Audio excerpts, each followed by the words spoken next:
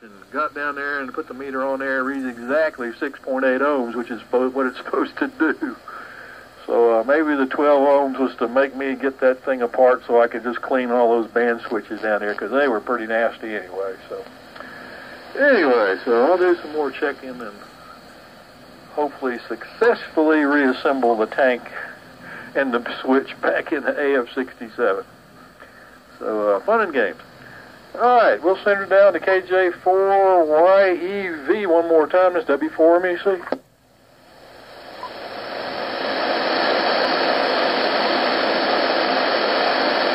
Very good. I just want to say I appreciate you guys letting me in here.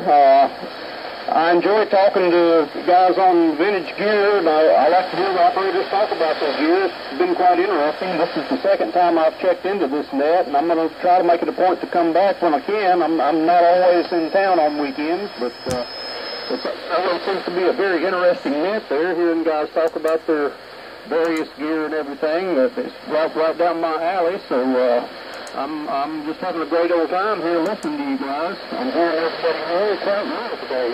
Signals are good today. The band might be going a little long in here, but the closer stations I'm hearing a little less than the more distant stations, but hearing everybody pretty good there, so just glad to be here. It's a nice day here in Gastonia. Clear and sunny. It's a little chilly, down around freezing, but still a nice day, so I'm not sure who I'm supposed to send it over to though. So I guess I'll put it up for grabs though. I don't quite know the protocol here yet. So this is KJ4YEV back to net. Yeah, Al, this is Jim, K4DEE. Al, is the RAO a catacomb radio? Does it have a tray that slides back and forth when you change bands? Over. Well, that was some other operator that was using the RAO. I forget his call. I'm not sure who it was, but I'm using an RBM. It's a U.S. Navy receiver, RBM 5. Oh, okay. Apologize for that. RBM. I'll check that up. I'm just curious, and because Glenn has a 2-40. And that has the catacombs, as you probably know. I think it's like the NC100 or whatever. So, very fine. And glad to have you in here. And let me get it over to Earl and Pauline. K4ZEQ. Go ahead, Earl. Okay, thank you there, Jim. K4DEE in the group, W4ZEQ. And fine there on the information from Glenn and Mir. AO7, I'm sorry there. I didn't have your fellas' names down here where I could see them real quick. I was doing it from memory. But fine on that receiver, and yes, they are running. Okay. Whoops. Just dropped a rooter on my foot. I guess we're not going to go back the other way up the list, so K4DEE, W4MEC. Yeah, thanks, Charlie. And very fine. Earl, hope you get better this week, and you and Nancy get out of the house. You probably got cabinet fever by now. I'm sure there's a bunch of people that would prefer getting outside and taking a good walk. But sometimes it's not too chilly. And we went out last night, and Sahelby over at the restaurant, I got out of the car and had to walk about 100 feet or so, and that wind from the north just came in. It was like somebody throwing daggers at you and just stinging. And the effect was felt by many of the people just standing there. The signals from Spartanburg were sort of marginal earlier, and I don't know if it was a dark cloud moving over there or what, but it all started out sort of mediocre, and it went down a bit. You and Earl and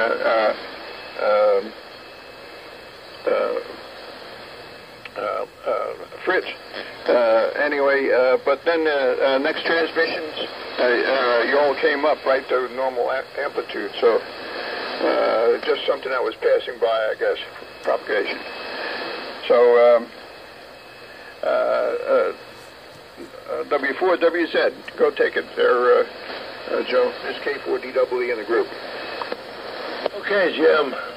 And we'll knock off here, and I want to check a couple of things to satisfy my curiosity here. I don't like the way I'm getting some downward modulation here. Don't like that. Anyway, we'll see you guys on Tuesday, and I'll kick it on over to Fritz, W4NTO, W4WZ.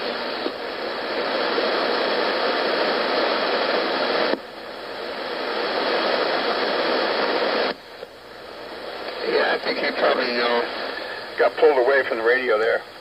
Fritz, are you there? Over. Negative. WF2U, Beer.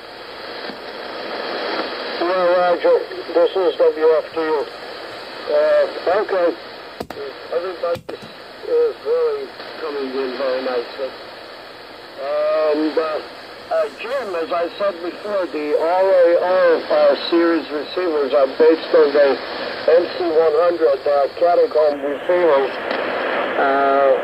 with the additional RF stage and an additional audio driver stage. And the audio system is 600 ohms out, like what the Navy was using. And yeah, and the RBM receivers, unlike most of the Navy stuff, it's a relatively small receiver.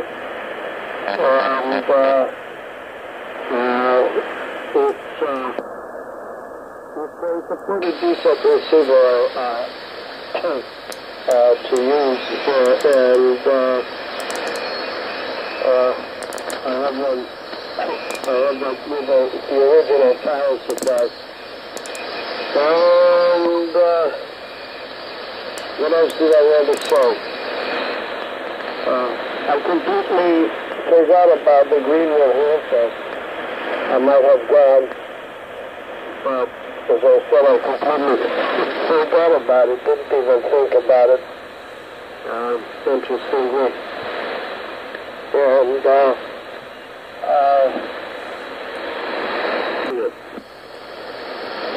And Mayor, this is Jim. Was the RBM a national or RCA? I'll get back to you in a second. I think. So, CQH there, Reed, are you still there? Over. Before NTO gave back. Hey, how you doing? Just rounding out the group here. Any further words of wisdom there, Fritz? Yeah, I understand. No, I don't have anything to add, but I did hear you call me, and I'll let you go to that is UCQH. Okay, very good. Glad to hear everything's fine. And I think Rita's probably gone QRT for dinner. And Brian, is that Brian? No, that's Buddy. ARK, go ahead. Okay, Jim. K4DEE, WB4ARK. Well,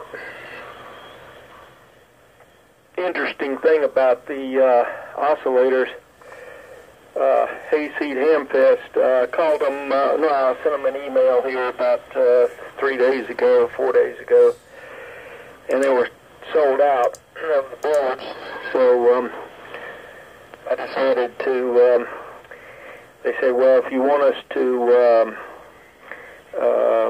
contact you when we get some more in, let us know, so I did. So I'm on the waiting list. It's interesting, Charlie, that they only had 18. I don't get my electric radio by any special delivery, so it just comes when it comes, and sometimes things are gone by the time it gets here because it's a pretty good way down the road when you don't get it special delivery.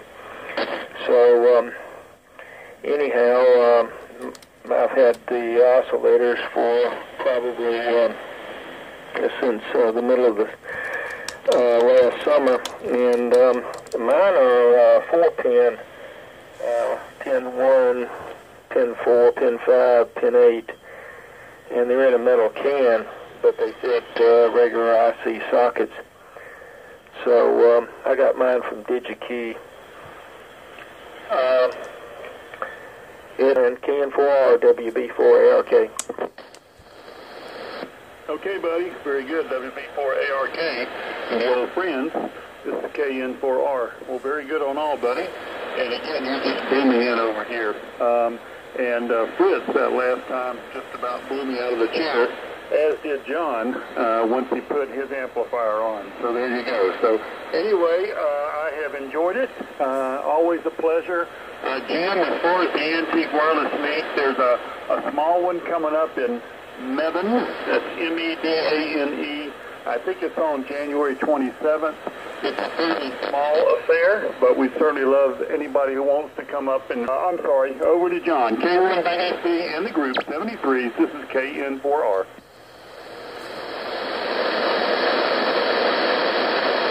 Yeah, I think John showed a sign. Go ahead, Glenn. Okay.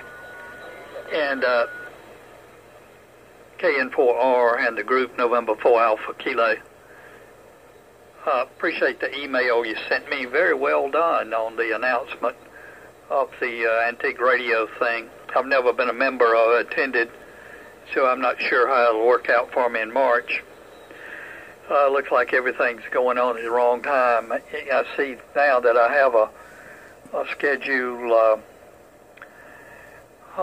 shall we say, a medical test coming up for February, right on the date, on the Thursday that we're supposed to have the meeting in Spartanburg, so I don't know how I missed that. Anyway, too late to change. I appreciate you fellows following me up to 3732 early in the day to listen to the little signal, and appreciate the audio reports. I think the way the guys got it designed is probably...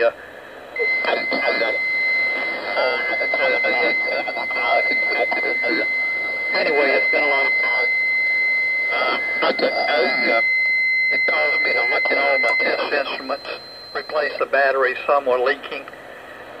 One of my test instruments died on me, my capacitor checker.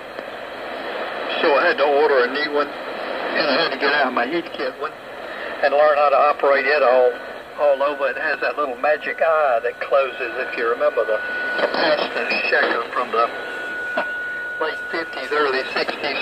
It had the green magic eye. So there was a little room for interpretation, but it's all been fun. So, Charlie, I think it's, let's see, Ren's probably still in here. Ren, you were 15 over 9, easy copy today.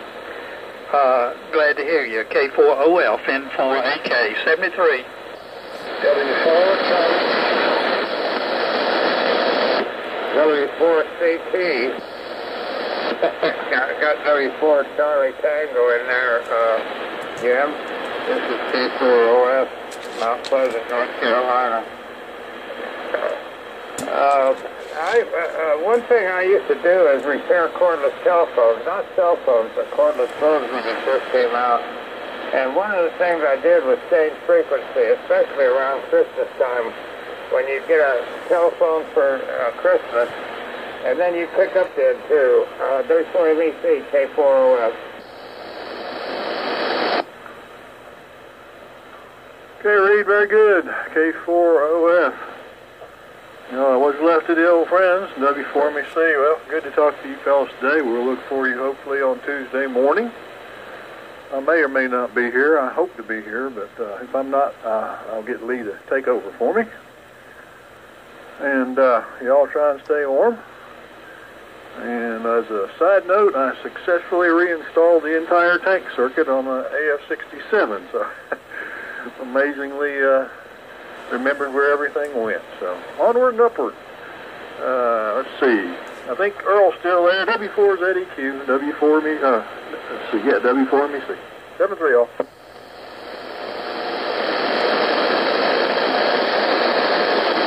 I think Nancy probably gave Earl the dinner call there.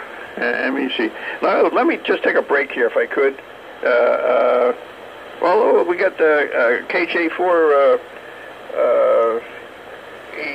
EBD there. Go ahead there, Al, if you're still there. Over.